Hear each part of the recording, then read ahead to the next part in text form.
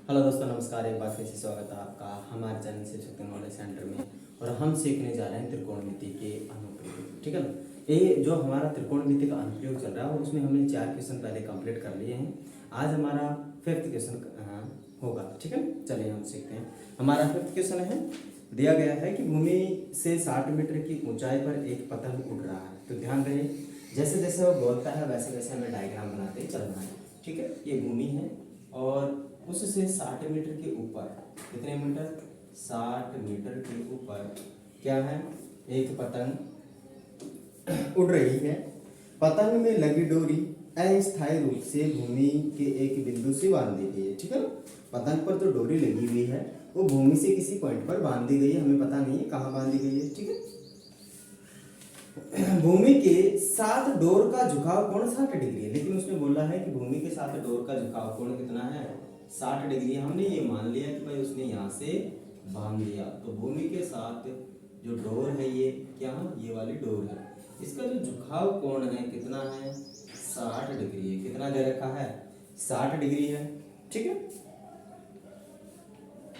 यह मानकर कि डोरी में कोई ढील नहीं है, डोरी की लंबाई ज्ञात कीजिए। ओके, तो हमसे पूछा गया है डोरी की लंबाई, है ना।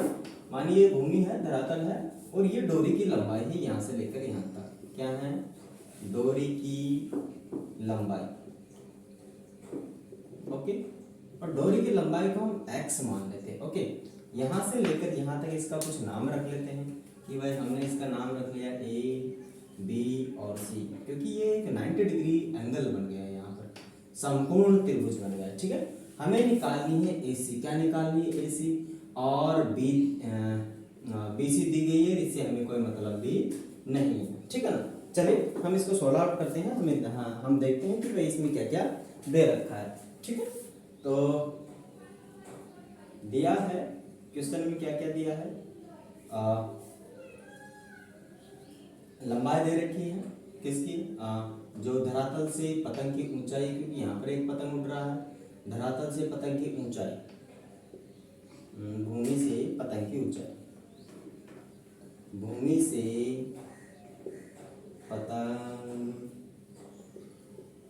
पतंग की ऊंचाई दे रखी है, कितनी है भाई, 60 मीटर है। ठीक है। और जो डोरी बंधी हुई है उसका धरातल के साथ कितना एंगल बन रहा है, एंगल बन रहा है 60 डिग्री का, है ना। माने जो कोण बन रहा है कितना बन रहा है, 60 डिग्री का एंगल बन रहा है। ओके, और निकालना क्या है, माने पतंग, माने डोरी की लंबाई निकालनी है। क्या निकालनी है, डोरी की लंबाई। डोरी की लंबाई क्या है, यहाँ से AC है, और या फिर हमने इसको क्या मान लिया, x मान लिया। ठीक है। इसको हमें निकालना है, इसीलिए हमने यहाँ पर क्या लगा दिया, क्वेश्चन मार्क भी लगा दिया है। ओके, चलो यहाँ तक समझ में आया। आगे देखिए, जो यहाँ से लेकर यहाँ तक है वो क्या है, डोरी की लंबाई। साथ में हम कह सकते हैं कि जो थीटा है उसके सामने क्या होता है, लंब होता है। क्या होता है, लंब होता है, और ये होता है आधार। ओके, और ये होता है कर्ण, है ना। अगर हमारे पास दो भुजा दी गई होती, कितनी, दो भुजा दी गई होती, तो हम इसके अंदर पाइथागोरस प्रमेय लगा लेते। क्या लगा लेते हैं, पाइथागोरस प्रमेय लगा लेते। लेकिन यहाँ पर हमें सिर्फ एक भुजा और एक एंगल दिया गया है, तो हम त्रिकोणमिति के जो अनुपात हैं वही लगाकर इसका मान ज्ञात करेंगे। ठीक है। देखो अब क्या करना है कि हमारे पास जो त्रिभुज है, क्या त्रिभुज या समकोण त्रिभुज, क्या बोलोगे, समकोण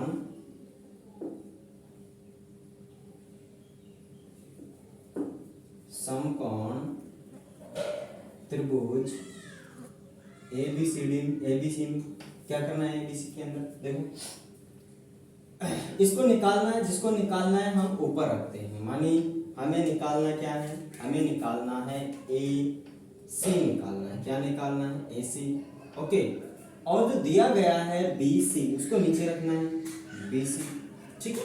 बराबर में क्या होता है, देखो ये तो है कर्ण, क्या है, AC क्या है, AC दे रखा है, कर्ण दे रखा है। क्या दे रखा है, कर्ण दे रखा है। और ये दे रखा है BC, क्या दे रखा है, लंब दे रखा है। क्या दे रखा है, लंब दे रखा है। अब लाल बटा कक्का में आप जाओ और आसानी से पता कर पाओ कि भाई कर्ण बटे लंब क्या होता है। तो कर्ण बटे लंब कोसेक थीटा होता है। क्या होता है? कोसेक। अब कोसेक भी किसकी बात चल रही है? एक की। किसकी बात चल रही है? एक की। ठीक है, कोसेक किसकी बात चल रही है? हमारे पास एक ही बात चल रही है। अब आगे हम इसको रख लेंगे इधर। ठीक है, थोड़ा सा और इधर कर लेते हैं इसको, सॉल्व हो जाएगा यहाँ तक तो। ठीक है, रखना क्या है? कर्ण का मान रख लो कि भाई कर्ण कितना है। कहाँ गया भाई कर्ण? ये रहा, एक्स है। कितना है? एक्स है। ये लंब कितना है भाई? लंब देखो कितना है? 60 मीटर, 60 है। बराबर में कोसेक ए कितना है? कोसेक ए कितना है? 60 डिग्री है। ओके, देखो चूंकि कोसेक 60 डिग्री बराबर में होता है 2/√3 होता है। कितना होता है? 2/√3 होता है। चलिए, जब 2/√3 होता है तो इसका मान क्या बन जाएगा? इसका मान हमारे पास बन जाएगा कितना? देखिए, एक्स बटे में 60 बराबर में 2/√3 बन जाएगा, है ना, √3। ओके, यहाँ से इसको उधर ले जाते हैं। एक्स का मान चाहिए हमें, तो माने डोरी की लंबाई चाहिए तो उधर ले जाएंगे। तो 60 × 2/√3, है ना। चाहो तो आप इसको और सॉल्व आउट कर सकते हो, अदरवाइज 120/√3 इसका आंसर होगा। ठीक है, हम चाहे तो इसको और भी सोल्व कर सकते हैं, है ना। चलो इसको और सोल्व कर लेते हैं। और सोल्व करने पे क्या बनेगा? क्योंकि आप इसको √3 से ऊपर और √3 से नीचे गुणा कर लीजिए। गुणा करने पर ऊपर तो क्या बन जाएगा?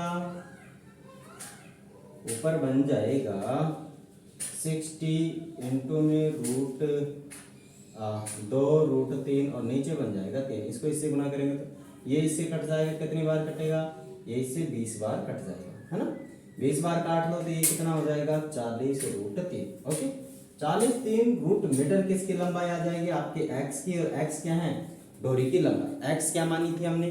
डोरी की लंबाई मानी थी। और डोरी की लंबाई है उसका मान हमारे पास आ गया 40√3। हाँ, चाहो तो इसको और आगे भी आप सॉल्व आउट कर सकते हो। ठीक है, हाँ मैं इसको कर देता हूँ। मानिए 40 इंटू में कितना बन जाएगा? 1.732। ये √3 का मान होता है। √3 का मान कितना होता है? 1.732 होता है। ओके, इसको इससे मल्टीप्लाई कर लो तो कितना हो जाएगा? 8। इसके कितना हो जाएगा? 12 का 2, असल की 1, 8 या 24, 24 और 1 25, सॉरी 7 चौक 28, 28 से 29 होता है। हासिल की 2 हो जाएगी। ये 8 और 2 10, 8 सॉरी 4 और 1 5 हो जाएगा, है ना। 5 और 2 6 हो जाएगा। हासिल 2 बच रही ना, और एक तो ये और एक 0 लगा के यहाँ पर। ओके, तो हमारे पास 69.8 मीटर इसकी क्या आ जाएगी? लंबाई आ जाएगी, जो क्या है? डोरी की लंबाई। एक्स क्या है? डोरी की लंबाई है। क्या है? डोरी की लंबाई। क्या है डोरी की लंबाई? 69.28 मीटर डोरी की लंबाई होगी। आप लोगों को कुछ सीखने को मिला है तो please like share and subscribe, और आप हमारे साथ बने रहिए। ठीक है, और सीखते रहिए, और अपने दोस्तों के साथ भी हमारा जो चैनल है उसको शेयर कीजिए, जिससे कि उनको भी अच्छा कुछ सीखने को मिले। ठीक है ना। चलिए, थैंक यू।